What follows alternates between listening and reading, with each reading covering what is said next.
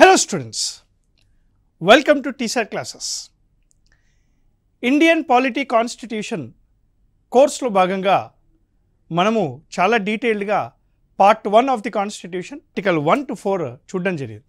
ఈరోజు ఈ క్లాస్ ద్వారా ఇంకో ముఖ్యమైన టాపిక్ భారత పౌరసత్వము, ఇండియన్ సిటిజన్షిప్ అనేది ఈ క్లాస్లో చూసేద్దాం. రైట్, ఇండియన్ సిటిజన్షిప్, భారత పౌరసత్వము. భారత పౌరసత్వం గురించి మనకి ఆర్టికల్ 5 టు ఆర్టికల్ 11లో డిస్కస్ చేయబడింది. ఇక్కడ article 5 to article 11. Article 5 to 11 talks about Indian citizenship. భారత పౌరసత్వం అనేది inspired from the UK, we have only single citizenship.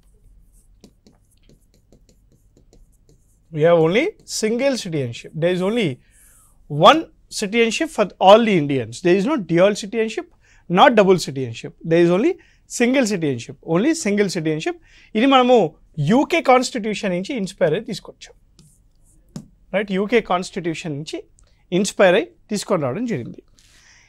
మరి కాన్స్టిట్యూషన్లో పౌరసత్వం రిలేటెడ్గా ఎలాంటి ప్రొవిజన్స్ ఉన్నాయి? పౌరసత్వానికి రిలేటెడ్గా ఎలాంటి ప్రొవిజన్స్ ఉన్నాయి?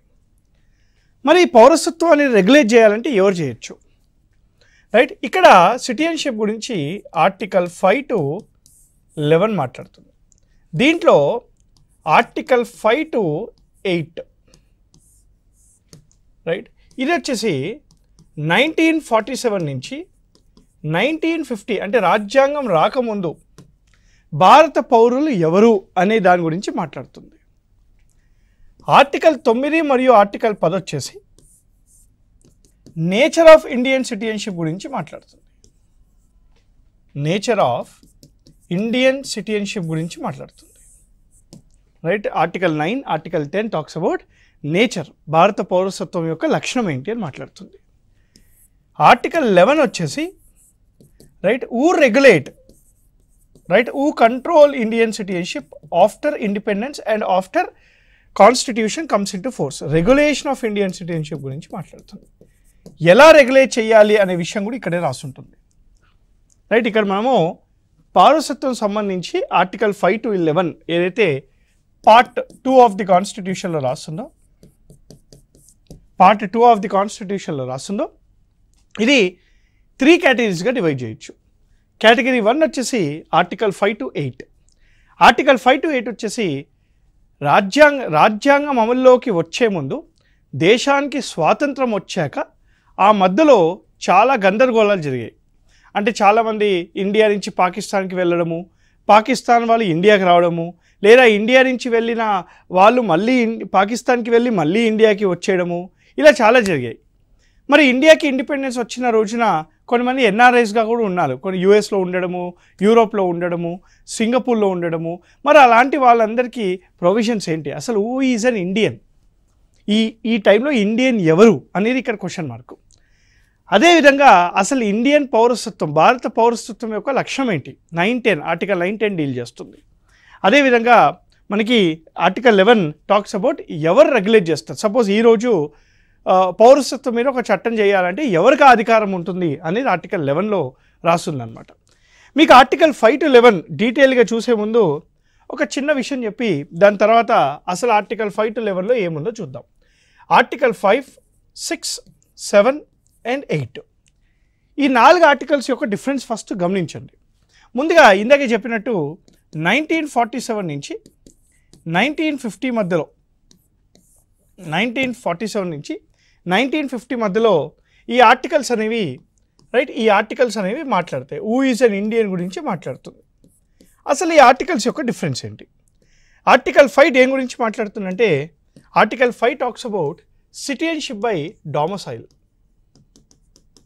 డామసైల్ అంటే రెసిడెంట్.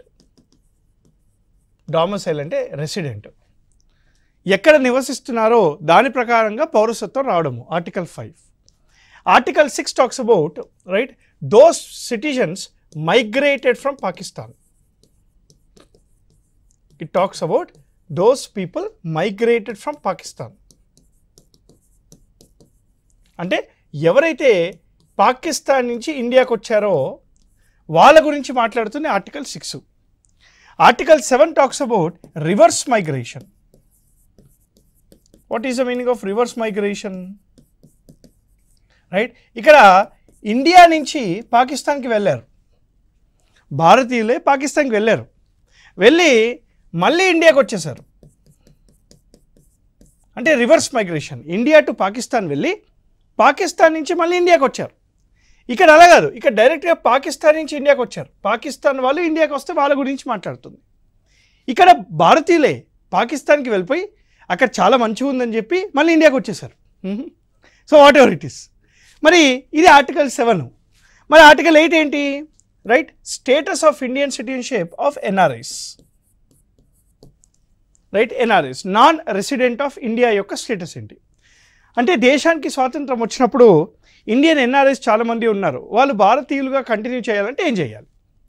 ఇక్కడ మనకి 4 ఆర్టికల్స్ ఉన్నాయి. There are 4 articles which talks about this. Article 5 says that it talks about citizenship by domicile. 6 talks about migrated from Pakistan. 7 talks about reverse migration, అంటే ఇండియా టు పాకిస్తాన్ వెళ్ళి పాకిస్తాన్ నుంచి మళ్ళీ ఇండియాకి వచ్చారు. 8 talks about NRIs. రైట్, ఇక్కడ మీరు 2 dates చెప్తా, ఆ 2 డేట్స్ గుర్తుపెట్టుకోవాలి. జూలై 19th, ఇక్కడ వచ్చేసి మార్చ్ 1. ఈ 2 డేట్స్ గుర్తుపెట్టుకోండి. రైట్, ఇవన్నీ ఏంటంటే కీవర్డ్స్, ఈజీగా అయిపోతుంది మీకు. జూలై 19th, మార్చి 1. ఓకే, ఇప్పుడు మనము ఆర్టికల్ 5, 6, 7, 8 డీటెయిల్గా చూద్దాం. Now article 5. ఆర్టికల్ 5 ఏమంటుంది sir? Citizenship at the commencement of the constitution. Citizenship at the commencement of the constitution. Any person who is born in India, any person who is born in India at the time of January 26th, 1950 is automatically called an Indian. Is automatically called an Indian. ఇది చూడండి, at the commencement of this constitution, every person who has is domicile అంటే residence, domicile అంటే residence, ఎవరైతే భారతదేశంలో నివసిస్తూ ఉన్నారో వాళ్ళు ఆటోమేటిక్గా ఇండియన్స్ అవుతారంట. Right, any person who is resident in India is automatically called an Indian. అయితే who was born in the territory of India or either of whose parents were born in the territory of India, or who has been ordinarily residing in India for not less than 5 years preceding the commencement of this constitution is automatically called an Indian. For example, right, article 5 ఏమంటుంది? citizenship by resident. citizenship by resident. ఏదైనా ఒక వ్యక్తి జనవరి 26th, 1950 నాటికి భారతదేశంలో reside అవుతున్నాడో ఇతన్ని ఆటోమేటిక్గా Indian అనాలి. అయితే ఇతని యొక్క పేరెంట్స్ కానీ ఇతని యొక్క పేరెంట్స్ ఇండియాలో నివసిస్తూ ఉండాలి, లేదా ఇతను 1950 ముందు ఒక 5 సంవత్సరాల నుంచి ఇండియాలోనే నివసించాలి. When any person is residing in India for not less than 5 years before the commencement of the constitution is automatically called an Indian. అంటే మన తాతలు ముత్తాతలు అనమాట, వాళ్ళు ఆటోమేటిక్గా ఇండియన్స్ అవుతారు కదా. వాళ్ళు పాకిస్తాన్ నుంచి ఏం రాలేరు, వాళ్ళు ఇండియాకి వెళ్ళి పాకిస్తాన్ నుంచి మళ్ళీ రాలేదు, ఇక్కడే పుట్టి ఇక్కడే పెరిగారు, వాళ్ళు ఆటోమేటిక్గా ఇండియన్స్ అయిపోతారు అనమాట. అదే article 5. Now what is article 6? Article 6 అంటుంది, it talks about right migration from Pakistan. Migration from అంటే పాకిస్తాన్ నుంచి ఇండియాకి వస్తే వాళ్ళు ఇండియన్స్ అవుతారా, ఎలా అవుతారు ఒకసారి వినండి, మళ్ళీ ఎక్స్ప్లెయిన్ చేస్తాం. Right of the citizen of certain persons who have migrated to India from Pakistan, notwithstanding anything in Article 5, a person who has been migrated to India from the territory now included in Pakistan shall deem to be a citizen of India at the commencement of this constitution if either of his parents or any of his grandparents were born in India as per Government of India Act 1935. దాంతో పాటు in the case where such a person so migrated before 19th July 1948, ఇందాక చెప్పిన date గుర్తుందా, 19th July 1948. మరి ఎవరైతే 19th July 1948 తర్వాత వస్తే, after 19th July 1948 రోజున ఎవరైనా పాకిస్తాన్ నుంచి ఇండియాకు వస్తే ఆ వ్యక్తి ఇక్కడే 6 నెలలు ఉండి రిజిస్టర్ చేసుకోవాలి. అప్పుడు ఈ will continue as an Indian అని అంటుంది ఆర్టికల్ 6. ఇదిగోండి, in case where such a person so migrated on or after 19th of July 1948 before 1950 January 26th, he has to be in India for 6 months and register himself as an Indian అని చెప్తుంది. 6 months ఉండాలి and register చేసుకోవాలి అని అంటుంది. ఒక చూద్దాం, మీకు అర్థమయ్యే భాషలు చెప్తా, రైటా. చలో, article 6 talks about migration from Pakistan. Migration from Pakistan. అయితే దీనికో డేట్ పెట్టారు. ఏదైనా ఒక వ్యక్తి right, July 19th 1948, July 19th 1948 ముందు గనక ఇతను పాకిస్తాన్ నుంచి ఇండియాకి మైగ్రేట్ అవుతే is automatically called an Indian. ఓకేనా. ఎవరైనా ఒక వ్యక్తి July 19th 1948 on or after,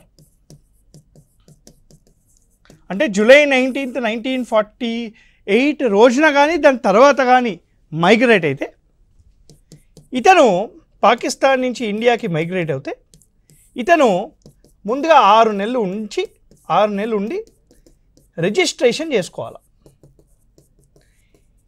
ఇలా రిజిస్ట్రేషన్ చేసుకుంటే ఈజ్ కాల్డ్ ఎన్ ఇండియన్. ఇక్కడేమో ఆటోమేటిక్గా ఇండియన్ అవుతారు. ఇక్కడేమో ఆటోమేటిక్గా ఆటోమేటిక్గా కాదు, రిజిస్టర్ చేసుకోవాలి. రిజిస్టర్ చేసుకునే ముందు 6 నెలలు ఇక్కడే ఉండాలి. అయితే ఇక్కడ ఒక కండిషన్ ఉంది. కండిషన్ ఏంటి? ఏదైనా ఒక వ్యక్తి ఇతను పాకిస్తాన్ నుంచి ఇండియాకి మైగ్రేట్ అయినప్పుడు ఇతని యొక్క పేరెంట్స్ కానీ లేదా గ్రాండ్ పేరెంట్స్ కానీ right 1935 government of India act ప్రకారంగా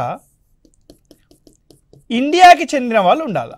అంటే 1935 గవర్నమెంట్ ఆఫ్ ఇండియా యాక్ట్ ప్రకారంగా ఇండియా మ్యాప్ తెలుసు కదా మీకు, ఆ ఇండియాలో పుట్టి ఇక్కడ వాళ్ళు ఉండాలి. అప్పుడే ఇతను రైట్ పాకిస్తాన్ నుంచి ఇండియాకి వచ్చినా కూడా ఈ can become an Indian.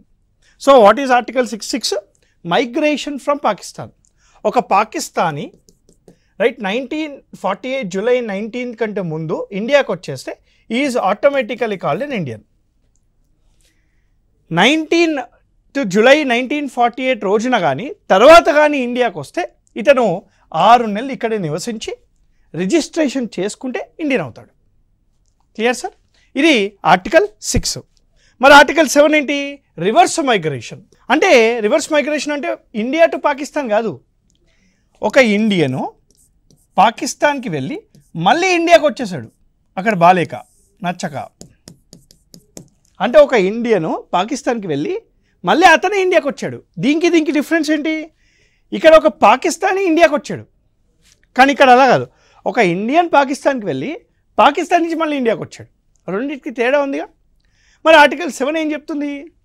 Right of a citizen of certain migrants to Pakistan and came back to India. దీనికి క్రైటీరియా ఏంటంటే 1st March of 1947. ఎవరైతే 1st March of 1947 right, who has after 1st March of 1947 migrated from the territory of India to territory now included in Pakistan shall not be deemed to be a citizen of India. Simple as such. మళ్ళీ చెప్తాను మీరండి. ఎవరైనా ఒక వ్యక్తి ఇతను India నుంచి పాకిస్తాన్ పోయి మళ్ళీ ఇండియాకి రావాలి. ఇప్పుడు ఇతను సిటిజన్ ఎప్పుడు అవుతాడంటే, జాగ్రత్త వినండి, right, March 1, 1947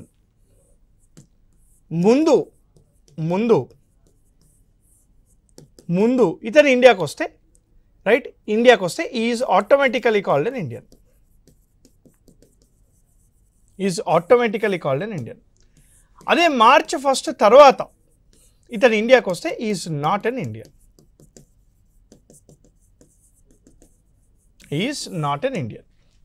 simple as such. ఇది Article 7 of the Indian Constitution. Now what is Article 8? NRI. Article 8 talks about NRIs at the time of the commencement of the Constitution. Right of the citizen of Indian origin residing outside India, NRIs. Notwithstanding anything in Article 5, any person who are either of the whose parents or any of whose grandparents were born in India as per Government of India Act 1935 and who is ordinarily residing in any country outside India as so defined, right, shall be deemed to be citizen of India if he has been registered as a citizen by the diplomat or a consular representative India in that country, right, where he is from the time being residing on an application made by him there for such diplomat or consular, right, representative where before on or after the commencement of this constitution in the form of the manner prescribed by the Government of India, right. ఇక మీకు నాకు తెలుసు ఇది మొత్తం ఇలకత్త మఫియా ఉంటారని చెప్పి నేను చెప్పింది నేను జాగ్రత్త, ఈజీగా ఉంటుంది, ఏం లేదు. ఇక January 26, 1950, ఈ January 26, 1950 కంటే ముందు ఎవరైతే ఇండియన్స్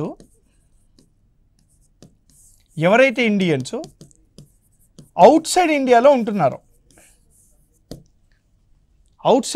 ఉంటున్నారో వీళ్ళందరూ ఇండియన్స్గా కంటిన్యూ అవ్వాలి అని అంటే ఆ కంట్రీలో ఉండే diplomat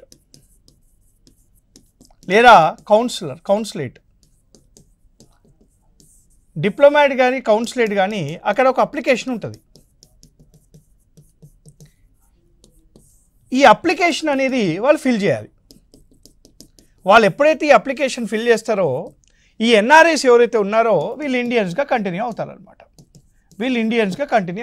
that is the meaning. So this is your article 5 to 8. Migration from Pakistan to India. Article 7 ఏమంటుంది? Reverse migration, India to Pakistan, Pakistan to India. Article 8 ఏంటంటుంది? NRIs who is residing outside India at the time of the commencement of the Constitution. Article 9 says persons voluntarily acquiring the citizenship of other countries. వేరే దేశం యొక్క పౌరసత్వము వాలంటరీగా తీసుకుంటే భారతదేశం యొక్క పౌరసత్వం ఆటోమేటిక్గా పోతుంది అని అంటుంది ఆర్టికల్ 9. అంటే article 9 confirms that India follows single citizenship only. ఒకే పౌరసత్వం ఉంటుందని కన్ఫర్మ్ చేస్తుంది అనమాట. Persons voluntary acquiring citizenship of foreign countries not to be the citizen. No person shall be citizen of India by virtue of Article 5 or be deemed to be the citizen of India by virtue of Article 6 or Article 8 if he has voluntarily acquired the citizenship of foreign states. ఎవరైనా foreign country యొక్క పౌరసత్వం తీసుకుంటే by the virtue that is not a citizen of India. What is article 10? Article 10 says, right, continuation of the rights, right, of the citizenship.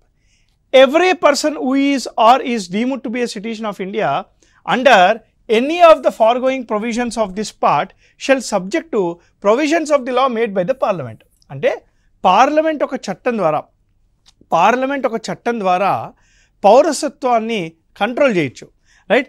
Parliament ఒక చట్టం ద్వారా పౌరసత్వాన్ని control చేయొచ్చు అని చెప్పేసి ఆర్టికల్ 10 చెప్తుంది. Now coming to very important article of the Indian constitution. పౌరసత్వానికి రిలేటెడ్గా ఉన్నవన్నీ కూడాను ఎగ్జామ్కి వచ్చేది ఇక్కడి నుంచి వస్తుంది. Article 11. What is article 11? Parliament has the right to regulate the citizenship by law. పౌరసత్వాన్ని ఎవరు కంట్రోల్ చేస్తారు? పౌరసత్వాన్ని కంట్రోల్ చేసే హక్కు అధికారము పార్లమెంట్ చట్టం ద్వారా చేయొచ్చు అని అంటుంది ఆర్టికల్ 11. మరి రైట్ 1950 జనవరి 26 తర్వాత 1950 జనవరి 26 తర్వాత పార్లమెంట్ చట్టం ద్వారా parliament by law as the authority to regulate the Indian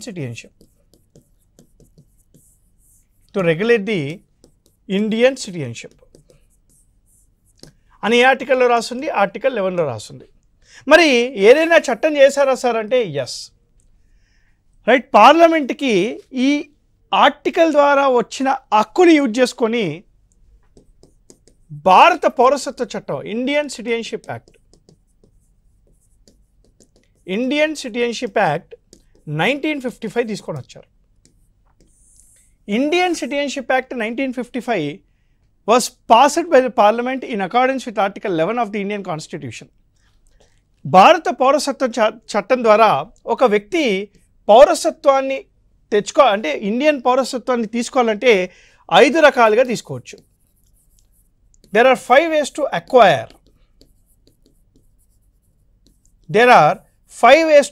The citizenship. పౌరసత్వాన్ని వదిలేయాలి అంటే 3 ways to terminate the Indian citizenship. There are 3 ways to terminate the Indian citizenship and 5 ways to acquire the Indian citizenship. Now, what are the 5 ways to acquire the Indian citizenship as per Indian Citizenship Act of 1955? The first one is called by birth. The second one is called by registration.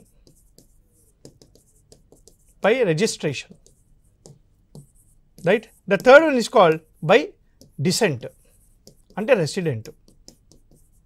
ఒక వ్యక్తి Indian పౌరసత్వాన్ని తీసుకోవాలి అంటే 5 రకాలుగా తీసుకోవచ్చు. 4వది by naturalisation and 5వది by incorporation. So these are the 5 ways to acquire the Indian citizenship. ఏవేవి sir? By birth, by registration, by descent or by resident, by naturalisation and by incorporation. What is the meaning of by birth? జాగ్రత్త వినండి, ఈజీగా ఉంటాయి, questions వచ్చాయి ఇక్కడి నుంచే. ఓకేనా? What is by birth? Any person born in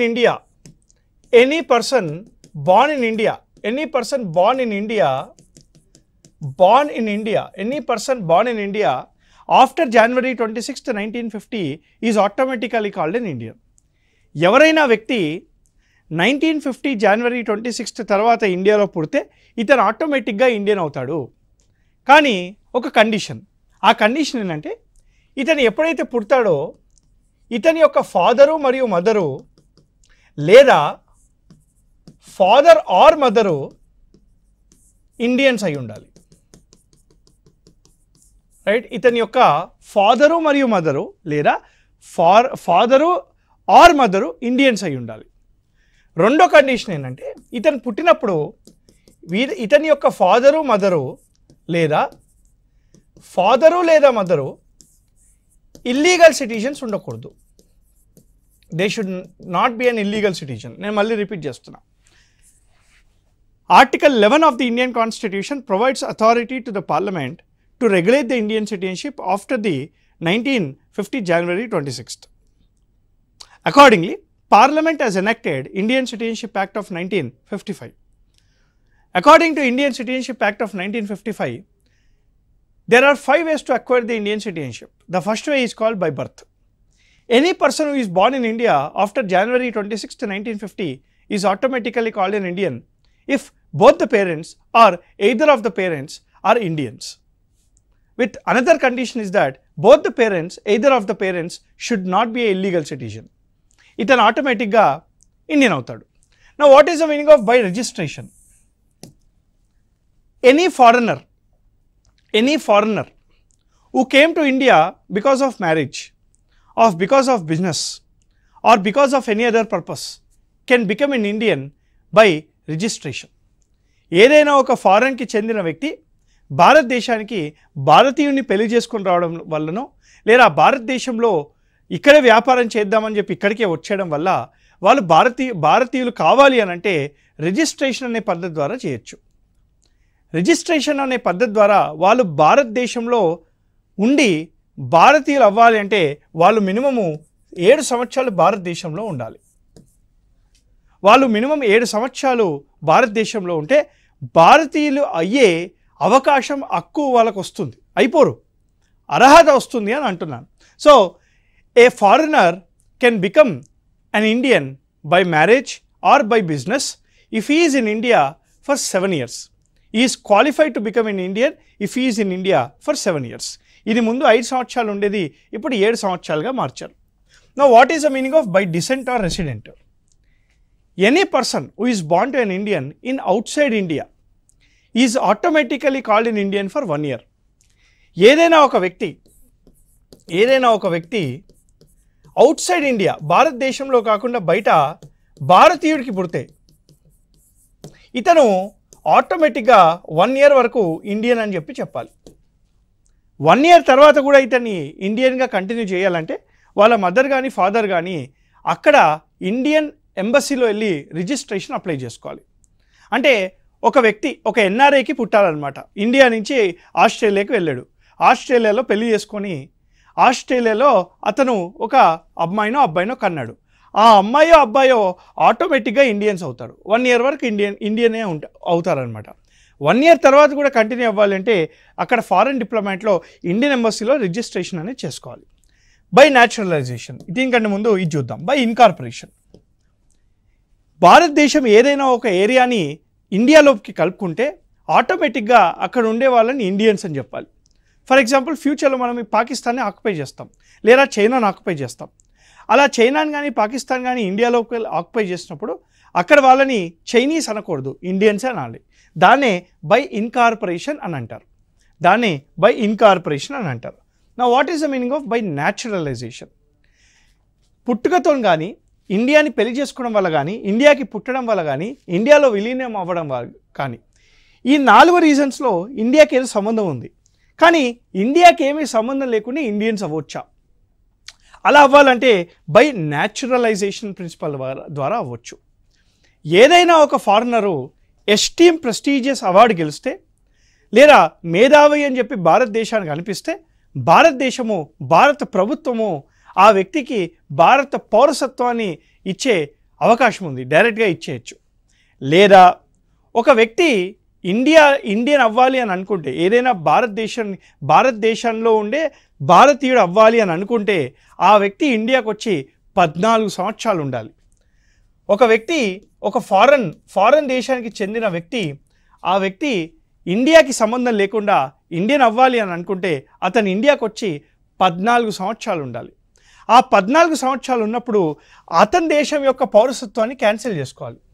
అతని దేశం యొక్క పౌరసత్వాన్ని క్యాన్సిల్ చేసుకొని ఇండియాకు వచ్చి 14 సంవత్సరాలు ఉంటే is automatically eligible to become an Indian అనమాట. సో ఇక్కడ మీరు గమనిస్తే బై రిజిస్ట్రేషన్ కానీ, బై బర్త్ కానీ, బై డిసెంట్ కానీ, బై ఇన్కార్పొరేషన్ కానీ, ఈ 4 విషయాలలో మనకి ఎక్కువగా ఏముంది సార్ అంటే ఇండియాతో సంబంధం ఉంది. ఇక్కడ ఇండియాతో సంబంధం లేదు అంటే ఇండియాని పెళ్లి చేసుకోవడం అట్లాంటివి ఏం లేవు. ఒక ఫారినరు న్యాచురల్గా ఇండియన్ అవ్వాలంటే 14 సంవత్సరాలు ఇండియాలో అవ్వచ్చు. దీన్ని రీసెంట్గా సవరించి మనకి భారత పౌరసత్వ సవరణ చట్టం, ఇండియన్ సిటిజన్షిప్ అమెండ్మెంట్ యాక్ట్ 2019 తీసుకొని రావడం జరిగింది. ఈ చట్టం అనేది మైనారిటీస్, ఎవరైతే మైనారిటీసు బంగ్లాదేశ్, పాకిస్తాన్ మరియు ఆఫ్ఘనిస్తాన్కి చెందిన మైనారిటీలు ఆల్రెడీ డిసెంబర్ 31వ తారీఖు 2014 ముందు ఇండియాకి ఇల్లీగల్గా వస్తే వీళ్ళు భారతీయులు అవ్వాలి అని అంటే వీళ్ళు ఖచ్చితంగా 14 సంవత్సరాలు ఏం అవసరం లేదు, 5 years ఉంటే సరిపోతుంది. 5 years ఉన్నట్టు ప్రూవ్ చేస్తే they can become an Indian అనమాట. So who are minorities in Bangladesh, Pakistan and Afghanistan? హిందువులు కానివ్వండి, క్రిస్టియన్లు కానివ్వండి, సిక్కులు కానివ్వండి, పార్సీలు కానివ్వండి, జైనులు కానివ్వండి, బుద్ధిస్టులు కానివ్వండి. అంటే ఈ మైనారిటీలు ఎవరైతే ఉన్నారో వీళ్ళు మన పాకిస్తాన్, ఆఫ్ఘనిస్తాన్, బంగ్లాదేశ్కి చెందిన వాళ్ళు ఇండియన్స్ అవ్వచ్చు అనమాట. ఇండియన్ సిటిజన్షిప్ యాక్ట్ ప్రకారంగా there are 3 ways to terminate your Indian citizenship. ఏంటి సార్ అంటే by renunciation, by termination, by deprivation. నీకు నువ్వు వాలంటరీగా పౌరసత్వాన్ని వదిలేస్తే దాన్ని రినౌన్సియేషన్ అంటారు. పార్లమెంటు చట్టం ద్వారా నీ పౌరసత్వాన్ని తీసేస్తే దాన్ని టర్మినేషన్ అని అంటారు. నువ్వు వేరే దేశం యొక్క పౌరసత్వాన్ని తీసుకుంటే ఆటోమేటిక్గా నీ భారత పౌరసత్వం పోతుంది, దాన్ని డిప్రైవేషన్ అని అంటారు. So this is Indian citizenship. So మనము ఇంకో క్లాస్లో ఇంకో టాపిక్తో కలుద్దాం. Till then thank you very much. Keep learning. జై హింద్.